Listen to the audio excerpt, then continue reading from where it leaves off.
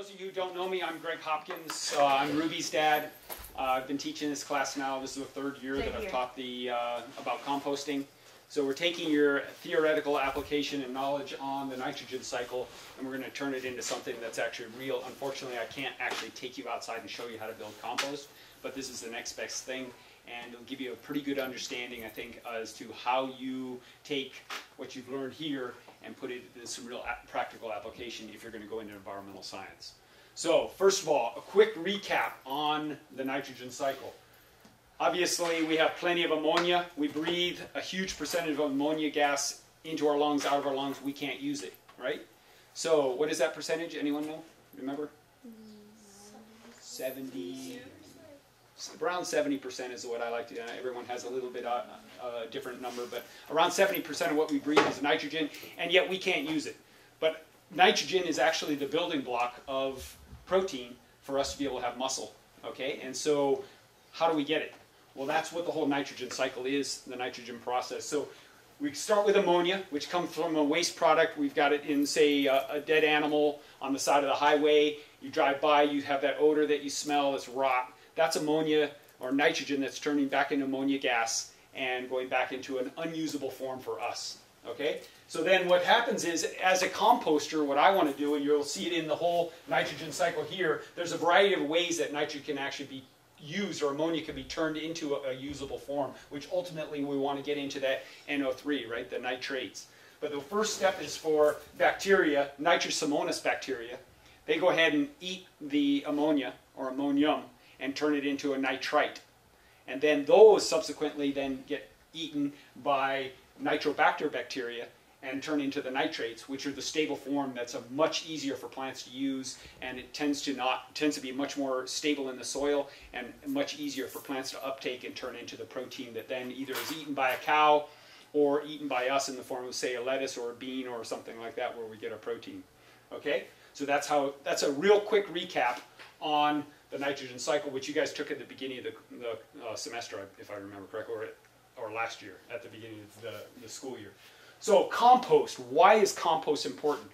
I was a compost specialist at the university for 6 months to help them build up their organic program, because they were doing conventional agriculture using conventional fertilizers. When I took a class there about 3 years ago, I was kind of questioning, why are you not teaching any organics?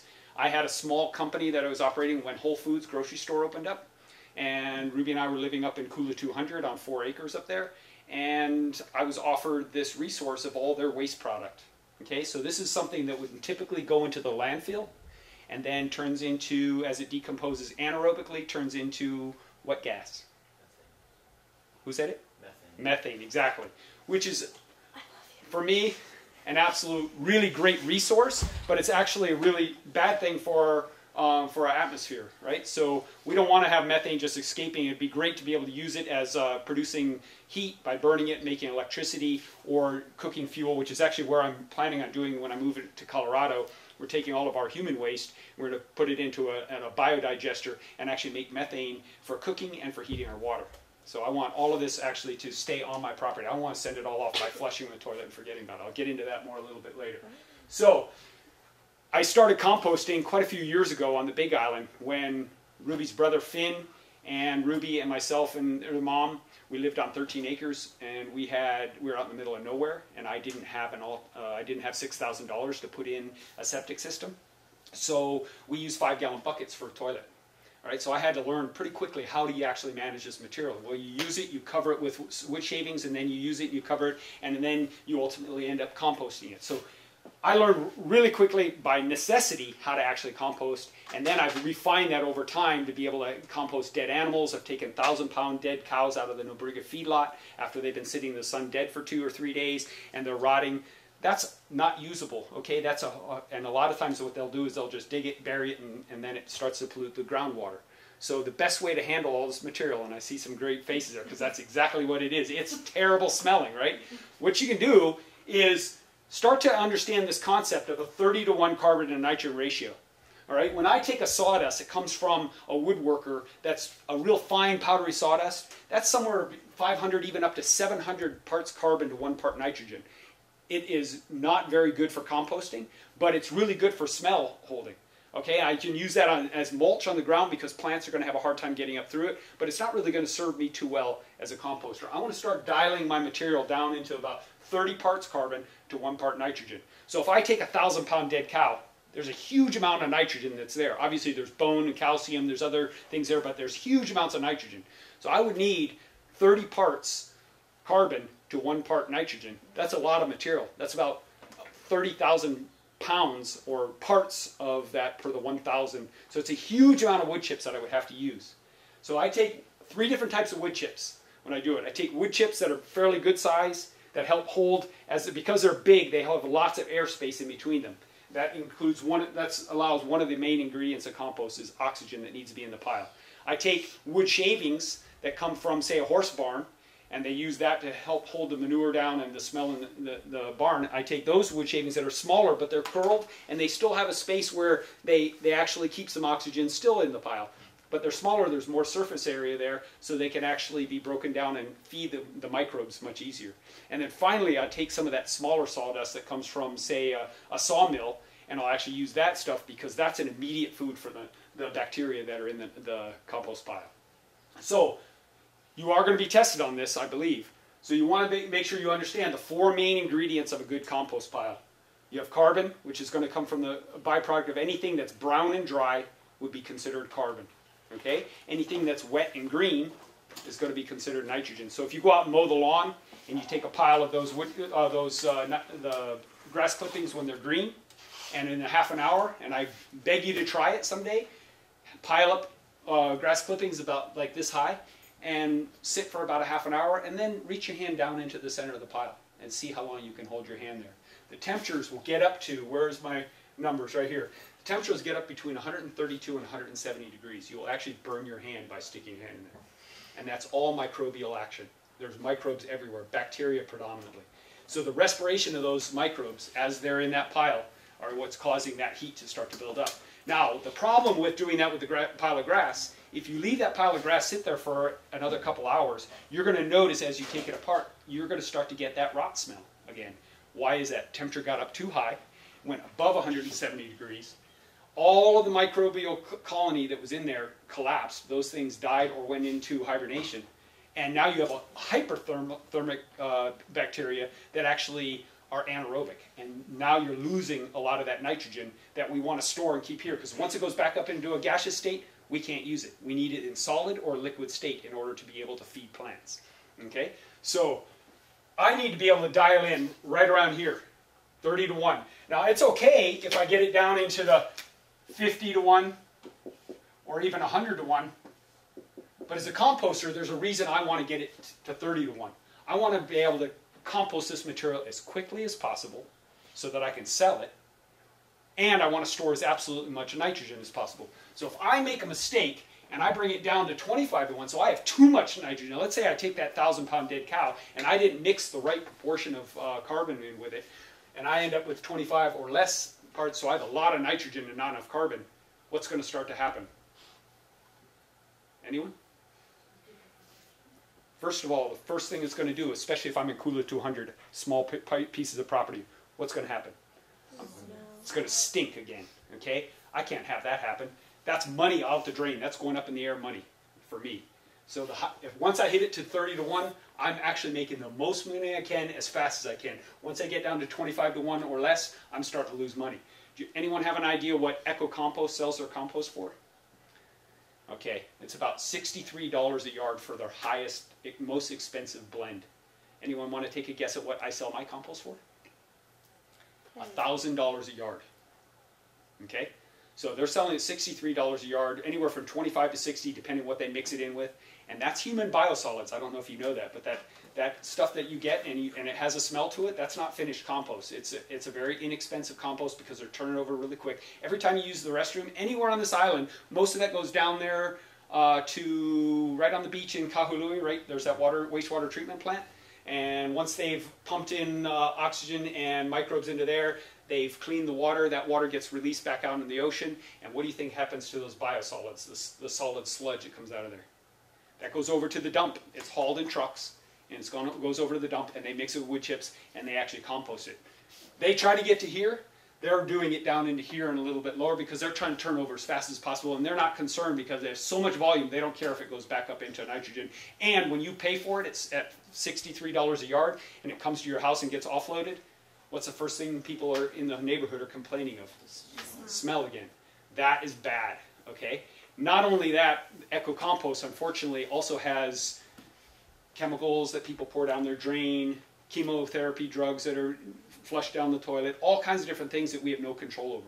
Heavy metals end up in those, so it's really not the best solution for dealing with human waste. But it can be either a waste product or it can be turned into a beneficial product. So on the 7 years that we lived on the Big Island, we used 5-gallon buckets. Sounds pretty wild and crazy, but it was actually the most absolute beneficial way you can handle human waste. This is how actually, a lot of people don't realize this, the last year and a half, all of junior year and a half of senior year, Ruby and I lived in a one-room cabin with no electricity and no indoor plumbing. She did her homework by headlamp and candlelight, and we had a 5-gallon bucket toilet for compost. That's how she lived the last year and a half.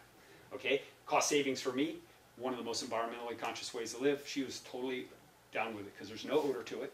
It's way better environmentally, and this is the class you're in, environmental science. Understanding how to take theoretical things and turn it into, you guys are going to be the next innovators. There was a reason you're in this class, not because you had to be, because you wanted to be. And that's why I enjoy teaching this class. So, 4 things. We have carbon, which is brown and dry. We have nitrogen, which is wet and green. And I say green with a little bit of facetiousness. You take a papaya, it's not green, but it's wet, and it will sit and rot if you put a pile of them together, right? So think of wet and green as just a kind of a leafy material. Anything that's still got quite a bit of moisture in it, that's going to have quite a bit of nitrogen. That stuff will off-gas over time. Carbon sits and is stable for long periods of time. Okay, it will slowly break down also. But without oxygen or water, none of this is going to happen. So you have to have an appropriate amount of oxygen in the pile, and you have to have an appropriate amount of water. If it's too wet, it'll start to drown the microbes that are in there, and it'll go anaerobic, and it'll start to stink again. If it's too dry, then the whole life process starts to slow down and stop. We need water. You're drinking water right there. You've got a water bottle, right? So we need water in order to live. So it's critically important that these 4 ingredients get mixed correctly. And that's kind of where it takes a little bit of practice to learn how to do it. But I add 1 extra ingredient there that's not a totally important thing, but it definitely helps. I add rock dust, which is basically from the quarry. It's a very inexpensive mineral supplement. It's just a powder that is a byproduct when they're grinding down the blue rock in order to make all the different size gravel in order to do concrete here. The powder that comes off the side of that is kind of a waste product for them. They don't usually know what to do with it, so they sell it super, super cheap whenever somebody wants it. But it is in a colloidal form, so once it touches the water, it becomes electrically charged, and then it can actually feed the microbes that are in your compost pile. So it's a phenomenal food that helps the microbes actually be in the pile, actually be able to do their job. So let's see, what have I covered? I'm going to skip this right now. There's 5 different main ingredients in a compost pile, or pretty much in all of your nitrogen stuff that we've got going on here. Okay? What I'm doing is I'm creating a habitat. That's all I'm doing. You will find all of this happening in nature, not per se as a thermal level, because it's pretty rare for you to be able to have accumulated material. Say a landslide might take out a bunch of trees and actually put a lot of green material all in one place at one time and start a thermal process. That's pretty rare. In the forest, as leaves are falling, we have decomposition that's happening, but it's a much slower process. I want to speed that process up. So this is human innovation that's actually changed some things around. So the 5 main ones are bacteria. 80 to 90% of what's in a whole compost pile as it's breaking down are those bacteria that are starting to break down, the nitrobacters and the nitrosomonas. Okay? From there, there's 2 different ones, although this is actually a bacteria. It functions different than normal bacteria. These 2 together start to break down all the tough, fatty lignins, all the stuff that are in big chunks of wood that are very tough to break down. They've got tannins in them. They might be quite acidic. And also any of the fat that comes from, say, the byproduct of deep frying French fries and donuts. Okay? They can either turn that into biodiesel, or if you put it into compost, you actually build up the amount of fungus that's in the pile because it's a direct and immediate food for the fungus and for the actinomycetes. These are bacteria, but I kind of like the word here, act and myocetes, because these are bacteria that actually act like myocetes, or actually the strands of fungus that are in the soil. So they basically kind of function the same way. Fungi, the reason they're a little bit, they're different is that they actually function when there's less water, when there's a higher amount of acid than the actinomycetes can actually survive in. So what I'm looking for is a balance. I don't want any one particular thing. This is natural though, so I can't actually change that, but I definitely want the diversity of all the things. Now the protozoa and the rotifers, they're minimally involved in the compost process, but without them, there isn't still the complete breakdown that happens. Some of these guys start eating some of these guys, and it's pretty much a whole biodiverse community that's in the pile. Once I know my compost is done, a couple things start to happen. First, I have a phase where the temperature starts to build up when I've built my pile. Gets up to 132 to 170 degrees. I personally like to keep mine between 140 and 160 degrees. Why do I do that? 132 degrees is right at the beginning of the temperature where we start killing human pathogens. So let's think of rotten meat, okay, the intestinal tract of an animal, or what's really big in the news lately is what? Mad cow disease, right? So plus, if you think of even our own intestinal tract, we have the ability to pass on sickness and disease if we don't break down that material that's coming out of our intestines. So that's where this human manure composting comes into play. So I like to get my compost not at the right at the edge of where it is. I like to build it up so that I'm safe to know that it's 140 degrees at the minimum. And I don't like to bring it up close to this 170 because then it's too close to tipping over to that hyperthermic where it's going to actually cause it to go back to anaerobic again and break down my whole system. So I have a 4-foot long compost thermometer, which takes about 30 seconds to read, and I just go in and I look at the pile and I see, woof, it'll read up to the temperature I want, and then I take note of it and I'll go through the pile just about every week and figure out which actual temperatures I have. That tells me with my nose and with the thermometer, I can tell exactly what's happening in the pile. Now there are higher tech ways of doing it. Once you start heading into, you may have even done some doing oxygen, dissolved oxygen into water or liquids. There's all kinds of moisture meters, there's oxygen meters in piles. Lots of technology that isn't actually necessary just by observing, using your nose. And the nose is the biggest one. You've all smelled that animal on the side of the road stink like that. That's the thing we're trying to avoid. So if I know that there's odor, I know I've got a problem. If the temperature's too low, I know that I need to probably add more water. That's one of my biggest problems, is I didn't add enough water. And if my temperature's too high, that means that I've got more nitrogen that's in one area than another, so I come in with a back or a front end loader and lift it and turn the pile so that it oxygenates it again, and it turns the, let's just make a quick diagram of compost. So I start building the compost in layers. I'll put a thick layer of wood chips and carbon, my brown and dry, and then I'll put in a thinner layer of nitrogen. Why? Go right back to this 30-to-1 carbon-nitrogen ratio, right? And then another layer of wood chips and another layer, and it's just like building a lasagna. That's essentially what it is as I'm going. But the one thing you got to realize is this layering really is distinct and defined. I want this thickness right here of carbon to actually mix in with this. So as I'm actually building the pile, and this would be where I'd love to be able to take you outside and show you, I take a rake and I actually homogenize, I mix those layers together on the first build. When I come in after a while, once this pile's been built, okay, with all the layers, and I come in with a front end loader, I want to take the hot stuff, which is here in the center, it's much more hot here, because of, if you think about Alaska, you're wearing a t-shirt, right? Would you wear that in the middle of winter in Alaska? No, because you'd freeze, right?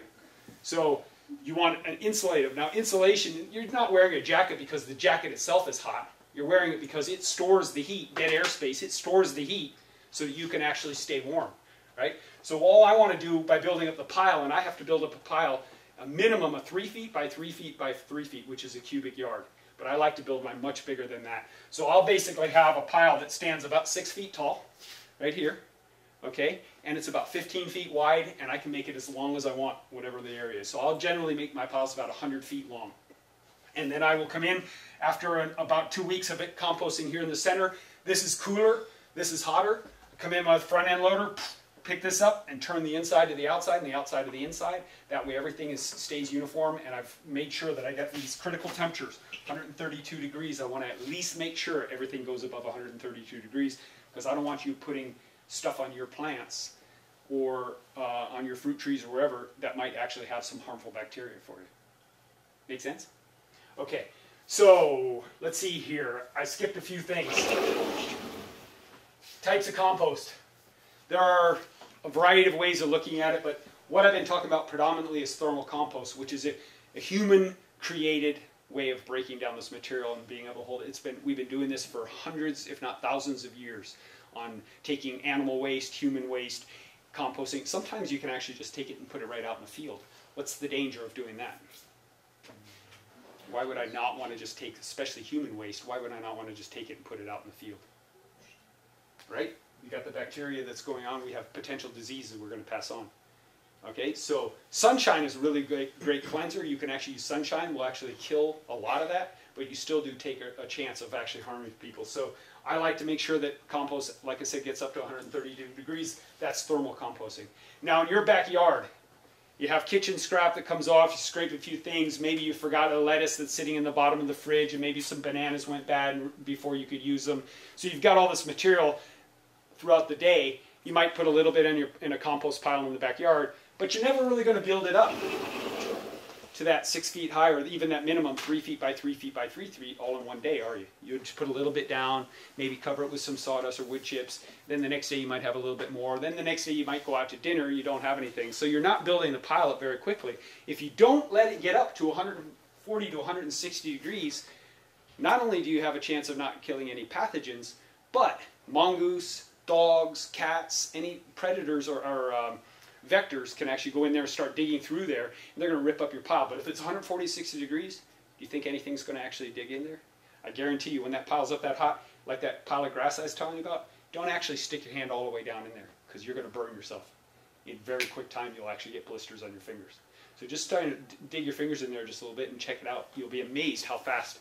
There's nothing. It's not from the sun. You could have it shaded. There's nothing to do with the sun that's creating that temperature. It's all bacteria that's causing that heat to rise. Okay, so passive composting in your backyard. You do it because you're not going to put those high nitrogen types of things. You're going to take your leaves, your branches, trimmings from whatever the green waste type stuff, and you're going to put it in your pile, and you'll build it up, and then you'll let it sit, and it'll take about 2 years for it to break down. Now, as me as a composter, could I sit and wait for 2 years and make any money doing that? I can't, right? You as a homeowner in the backyard, not wanting to have this stuff go off to the dump, it's a really great way to use it, and you're not really concerned about how fast it breaks down. So that's why passive composting is a really great way. But what are you going to do with your kitchen scrap then? Okay, you've got maybe some leftover chicken that's got bone in it, you know, whatever, anything that you've been eating that you didn't use, what are you going to do with it? This is the best thing you can do, is vermicompost. Okay, so now you've got red worms, and I'm more than willing to give anybody red worms if they want them. I've got about 15 different bins going right now. I have large, if you've been to Costco lately, they have a black tub with a yellow top on it. I drill 1/4-inch holes on the bottom. I put in a layer of grass clippings that have dried out so that they're brown and dry, and then I wet them just so they're moist. But I don't want it to get hot, because worms, I'm again creating a habitat for my worms. So I'll put a layer of grass clippings on the bottom, put some worms in, and then put my kitchen scrap on top and another layer of grass clippings. And you build layers like that, and these worms will go in there voraciously and eat them. Now I've had worms at the place right outside where Ruby and I were living, and we had mongoose that would come in and dig in there and eat the worms because they really enjoyed them as a quick, easy meal. So I would catch them in a cat trap, pop them with a 22, and pop them right into the worms, and the worms then are eating the mongoose. It's a beautiful way to recycle them, and then it was payback for those mongoose, right? So worms will eat meat, worms will eat dairy, worms will eat all the things that if you read a book, most books that you talk about composting, they say don't compost meat, don't feed that to your worms, don't feed eggs to your worms, don't feed bad milk to your worms. Rubbish. You can feed it all. Okay, as long as you cover that last bit with a layer of grass clippings or shredded paper, and there's plenty of shredded paper around. The only kind of paper I'd say not to use is that super fluorescent kind of paper, you know, the real bright colors. Those sometimes have some toxic type of ingredients in the dye, so you don't want to use those. But newspapers and all that kind of stuff, if it's shredded, that can go right in there, and it's just a really brown and dry type of carbon solution. Now with worms, you have to be careful. You don't want it to go thermal, because it's going to kill them. right? They live naturally in the ground. If the heat from the sun only penetrates a couple of inches, so the worms basically, when it's hot, they go down deeper. As it's cooler in the evening, and at night they come back up and they're starting to eat all kinds of dead organic matter under the soil. But we're not letting them do that because we put them above the ground in these tubs, right? So it's easier access for us, and I want it contained.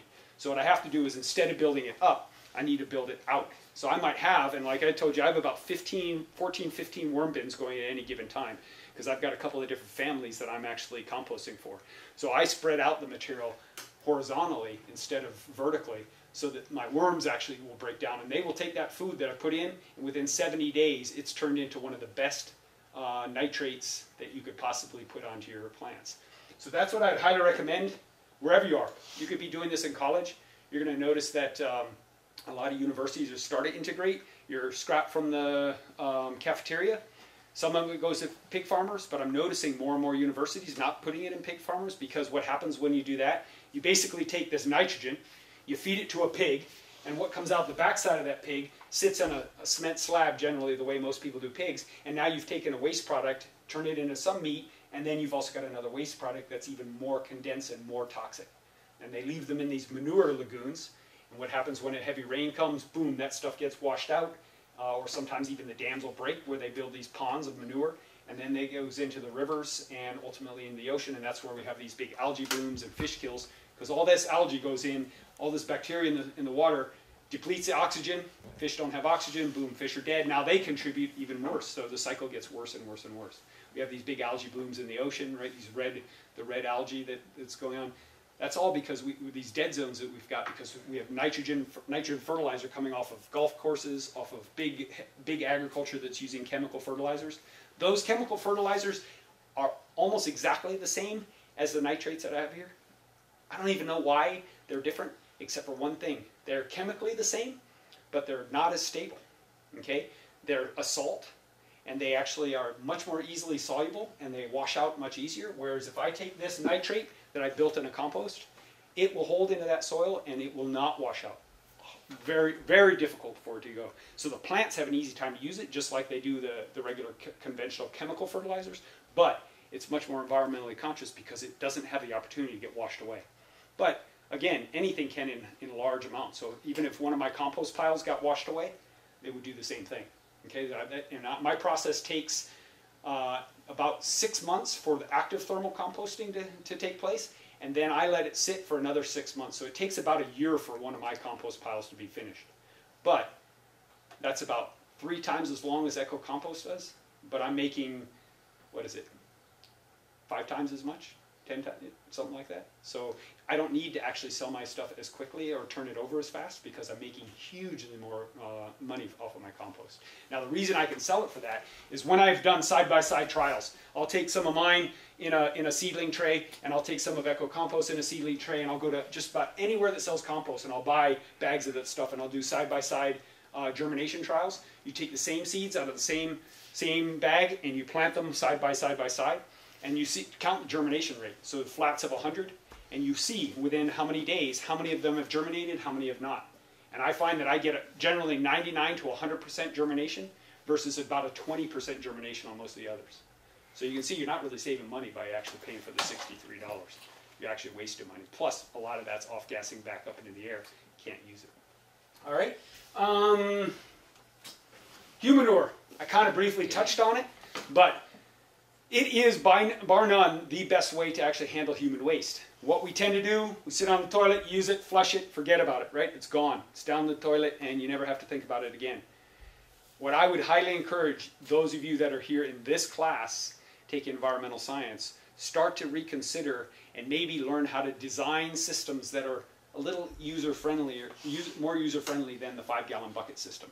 A lot of people have a bit of a fear, or they're afraid or freaked out about this 5-gallon system. And, you know, I've seen, even when I first brought it up, there's kind of some looks like, what, you actually did that kind of stuff? And I'm saying, yeah, it's great. But what I would like to see people do is design a system where you have the porta potties that are at the fair or wherever you see them around, and they have that perfumey blue liquid that's in there that just is kind of pretending that everything's all fine and dandy. Figure out a way to actually make a system that's able to be in that, where you can actually start to hold that material without odor, which means we have to do what? Get it to here, or probably just for quick use, it's okay to put it in, get it somewhere around 100 to 1 carbon nitrogen. That way there's no odor. You're holding it all, so there's no smell. And then when you ultimately then take it to a composting facility, that's when you then bring it and get it closer to that 30 parts carbon. I would challenge somebody, I guarantee you could make some serious money doing this if you figured out a way to do it. So I don't have a clue what any of you are looking at majoring in college, but if any of you are doing anything like you're doing here and taking this environmental science class, that would be a really great problem to solve. Third world countries, one of the biggest problems for disease is that they don't have a way to control their waste, right? Where does that waste go? Generally, they're just using binjo ditches or holes in the ground.